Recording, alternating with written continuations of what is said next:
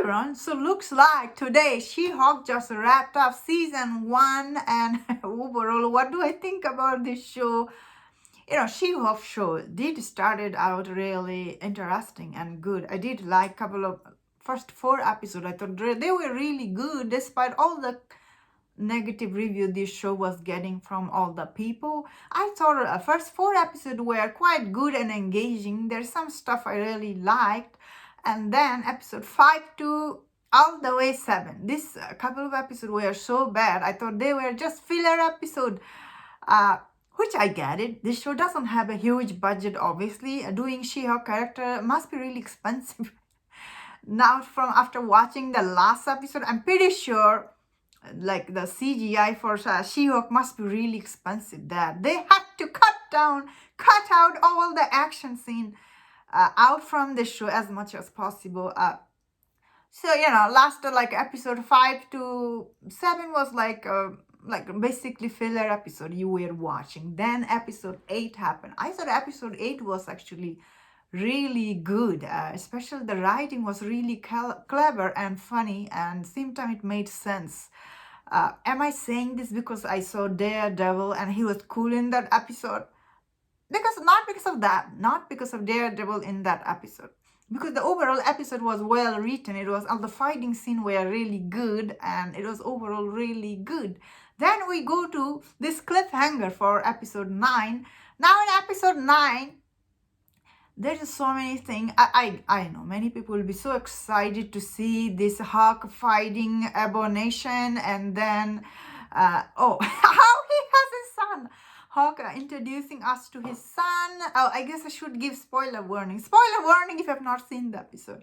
And all this thing they do, and then of course she break the fourth wall or whatever that was. Like she breaks out in this fighting scene, and I always hated that when Jennifer, she start explaining thing to us, like she looks at the camera and start explaining. And in this episode, it went like, oh my god, too far. I was like, man, just stop it. And she is not here to stop, of course. Okay, so I get it. There's just so many YouTube, like especially all these men on YouTube, they're always making all this hateful video on all this Omen Center movie and show, and they do have lot of view. Like all this video have million views. So I get it. All these hateful people are out there. All these men, they're always hating on female-centric movie or whatever. That means that all those movies they are hating on, they are not that good. So they have a right to be mad. And this writer felt like they are writing this show, especially they were writing this show to make all these men out there, especially on YouTube and Twitter, to make them angry. That is my huge frustration with this show, is like the way the show was written, all these men out there, they will be so mad at it that they will be making so many more videos about this show. Again, the shows of like couple of episode writing were good, then they are not that good at all. How is Kevin Feige, he allowed them to do this show this way? I don't understand it really. Someone who watched so many shows, like actually this morning I was watching another show just dropped on Netflix, and it's called The Watcher, and that show is so good, so well done. And here after that I was watching this one, and is it too comedic? Like this show tried too hard to make people laugh. This show is never funny, so it's really sad. Why are you trying so hard to make us laugh? And the writing team, they really assume that all these men will hate this show. Although, to be fair, they are hating this show because this show's writing is bad. They're not hating. And this show's climax scene is where all this internet junkie, they get together and they're hating on her because she gets power out of nowhere. Again, I do understand what was the writer. Like obviously Disney gave them permission to do this. It's not like they went out of nobody's allowed to do anything on Disney's corporation. It's not like that. Obviously they made this show because all these people out there, they are making all this hateful video every time Captain Marvel, Ray from the Star Wars movie. They all hate Rey. They all hate Captain Marvel because she's female center or whatever they're thinking. How that nobody hates Miss Marvel? Like the recent show came out, nobody's out there hating on her. Although I get it, that show is not many people watch that show. How that Disney missed this one? Nobody is hating Miss Marvel. Everybody in love, Iman Billani. Everybody like her take on Miss Marvel. Nobody's hating her. Why you miss that part? I guess this show is trying to point out all these hater out there.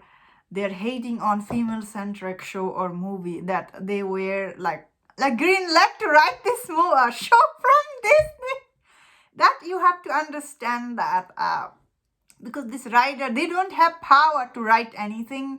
That means yeah, this show did have a lot of stuff in this episode that I was like, whoa, they're just throwing these things to make people happy, you know, all this cameo, which many fans do get happy on Twitter. I'm seeing all these people are happy, and I'm here thinking this episode was really let down for me. I didn't like it at all. Like some people will like it. I didn't like. I don't care about cameos or anything. I want well-written show. That ain't happening here. Again, I feel really.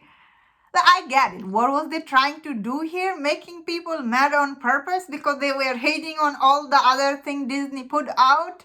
But nobody's hating on the recent movie came out, female centric. It's called Prey. Nobody's hating on that. I don't know. I mean, like there was so many cameos that I cannot be guessed. Like I did like when Hawk was fighting Abomination, and I really like that scene. Although that scene was just 2 seconds, and I'm like, Hawk just showed up out of nowhere, and then he has his son.